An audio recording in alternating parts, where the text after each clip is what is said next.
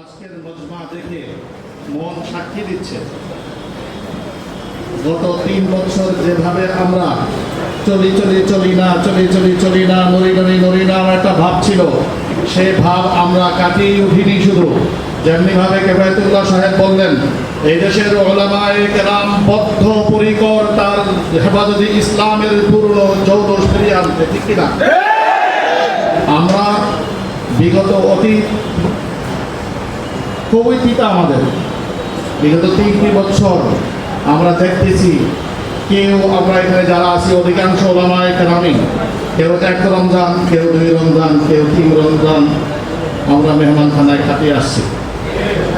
কিন্তু অত্যন্ত পরিতাপের বিষয় 4র্থ রমজান কাটাচ্ছেন একমাত্র শুধুমাত্র মামুনুল হক। কারণ কি, আমরা এতগুলো মানুষ থাকা সত্ত্বে ঠিকঠাক মতো নিয়োগ করে পেশাব করতে করতে যদি আমরা রওনা হই, তাহলে আমরা কাশিমপুর থেকে তাকে বের করি। তাহলে আজকের এই মাজমায়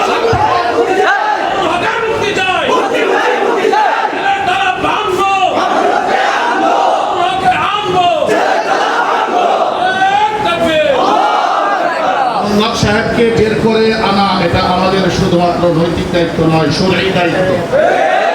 এই দায়িত্ব পালনে আমাদের দেশের মাশায়েখে উলামায়ে কেরাম বদ্ধপরিকর। এই আজকের এটাই প্রমাণ বহন করে যে ইনশাআল্লাহ বেশি দিন নাই যে এখান থেকেই ইনশাআল্লাহ সেই সিদ্ধান্ত নেওয়া হবে এবং খুব পজিটিভ আকারে কোনো কর্মসূচি আসবে, যেই কর্মসূচির মাধ্যমে আমরা মামুনুল হককে আমাদের কাতারে আমাদের সাথে আবারও একসাথে পাবো ইনশাআল্লাহ।